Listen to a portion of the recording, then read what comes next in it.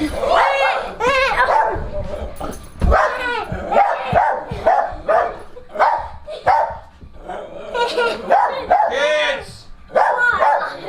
Go outside! Why? Play with your outdoor toys. You're being annoying. There's nothing to do outside. Your outdoor toys are in the garage.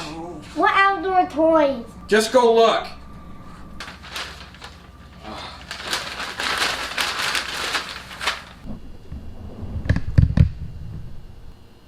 Are you serious?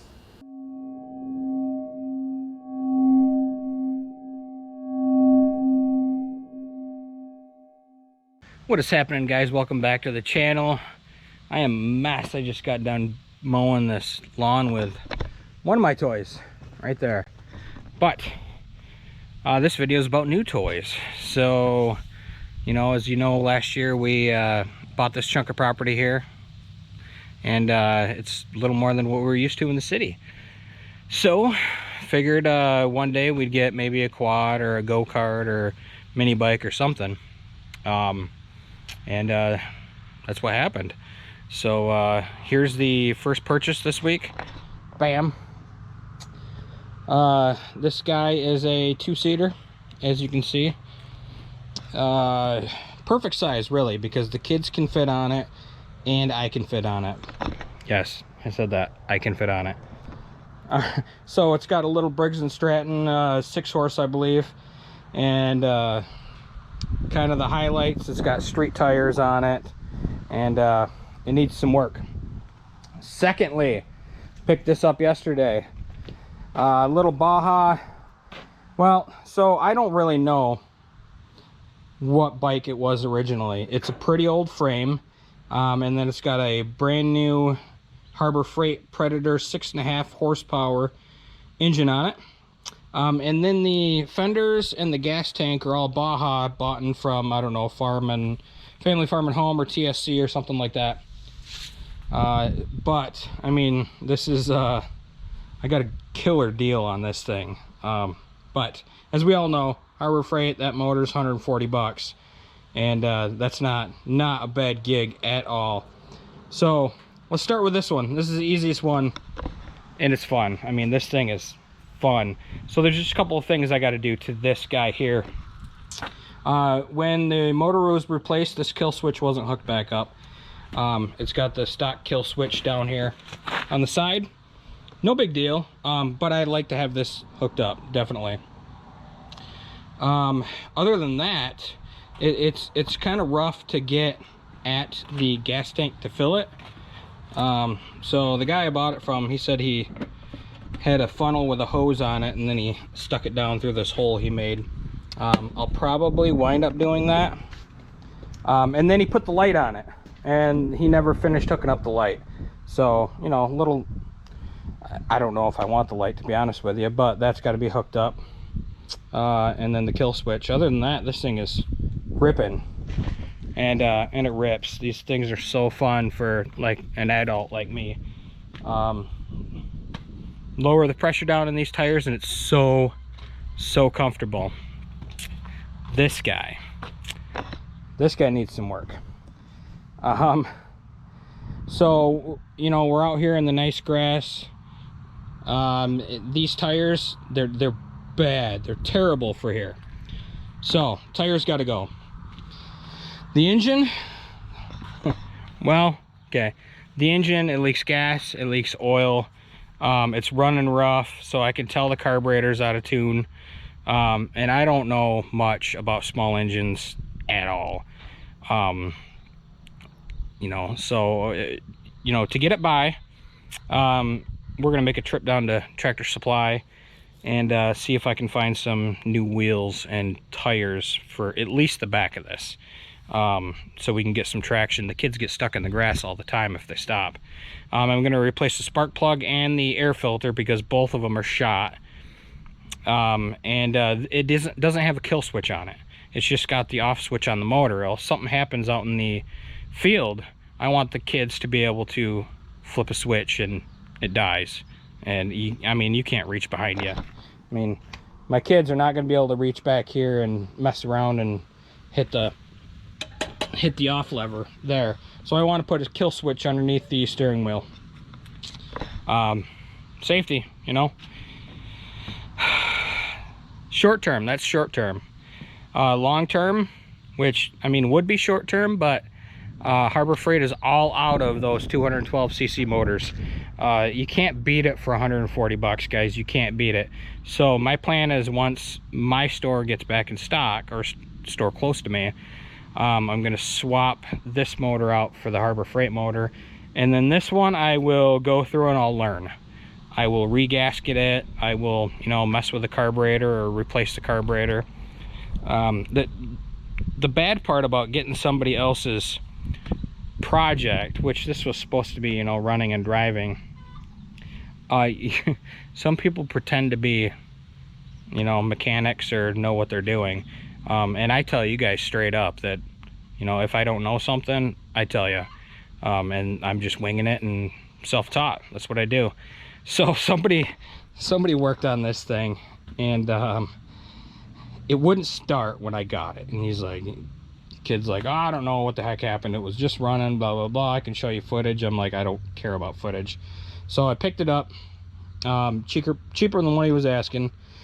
And I get it home and I rip off the air cleaner, and the carburetor, somebody messed around and unbolted the carburetor. And this is the second wire off the ignition coil, but the kill switch wire somehow got stuck between the block and the carburetor, and they tightened the carburetor down with the wire in there. So obviously, I mean, the wire wore through, it grounded out on the block and wouldn't create spark. So I mean, come on, the first thing you do is check for spark. It's the easiest thing. So I got it home, pulled the plug out, no spark. All right, know what the problem is. I mean, the area. So it didn't take me long to take it apart and find all that cobbled mess. But I've got the stock on-off switch hooked back up, and the pull start was not even hooked up. Somehow it got ripped off. I think somebody did some work on this and couldn't figure it out, and just kind of sold it to me instead. But so that's the scoop on that thing. I mean, the motor, it's probably fine. It just needs gaskets and carburetor work and stuff like that. But like I said, right now I'm gonna wait for the Harbor Freight motor to come in, and then I'll swap it out, and then I'll work on this motor, and that'll be a perfect way for me to learn. But right now, see if I can get some tires for this thing, wheels and tires, hopefully. Spark plug, air filter, and go from there. Yep. And then using my brand new trusty Milwaukee stuff. I love this stuff. Love it. Oh yeah. So that's the air filter. Yeah, probably never been changed, you know, so we'll take that with us. I already got the spark plug number written down. And then getting a wheel off of here shouldn't be too bad. Whoops, my guy. No, it's good, it's good. There. All right, so this is what I mean about me being self-taught, is you make mistakes, you learn from them. So this is a two-piece wheel, and I should have deflated it before I took it off, because it's a tube inside. So when I took it off, both sides expanded, and now it looks like a stance buoy. But anyway, I'll get this off. I'll deflate the tube, and then take this bad boy in. So the first thing we're gonna do, new spark plug. All right, old spark plug.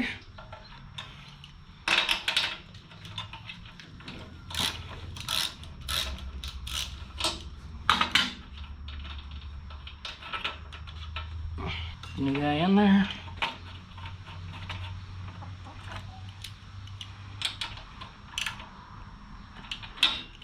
Spark plug is done.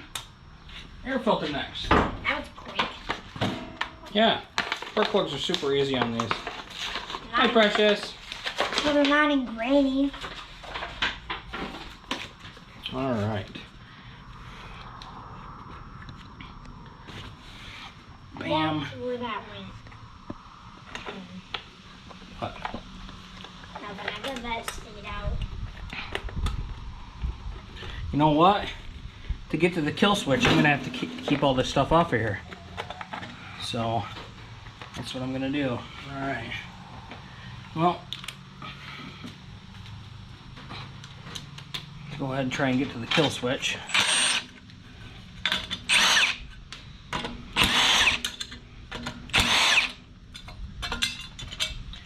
Alright, so kill switch is down here.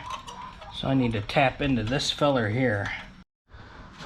Alright, stole the kill switch off the mini bike. Put it right here. I'm gonna order another one for the mini bike. But I don't have one. I want these guys to be safe right now. Ran it under the seat, over the top of the motor. Grounded it here. Ran it to the kill wire. And we're good. I already tested it out, so we're good. So I'm gonna put the breather tray back on with the filter and test this thing out.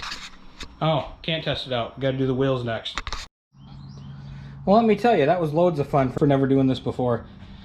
So, the beads, I had to break the bead from each side of the wheel.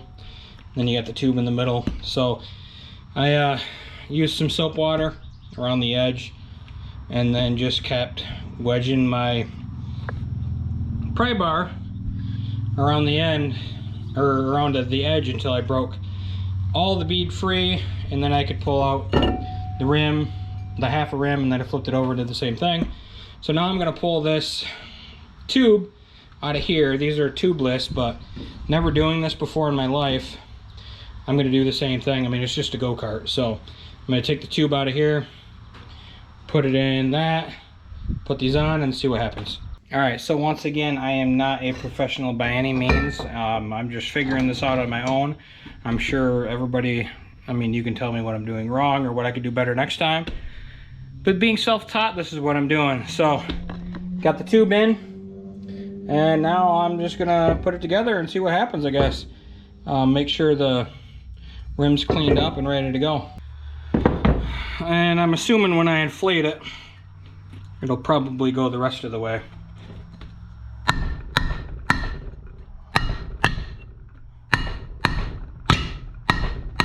Probably causing damage to the rim.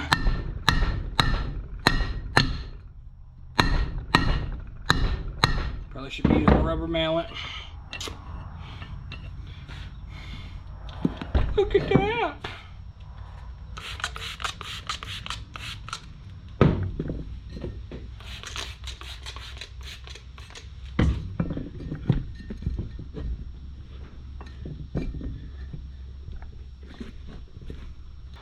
Alright, I'm gonna pop this onto the go-kart so I can still compress it, and then I'll air it up after it's on so the wheel doesn't expand apart.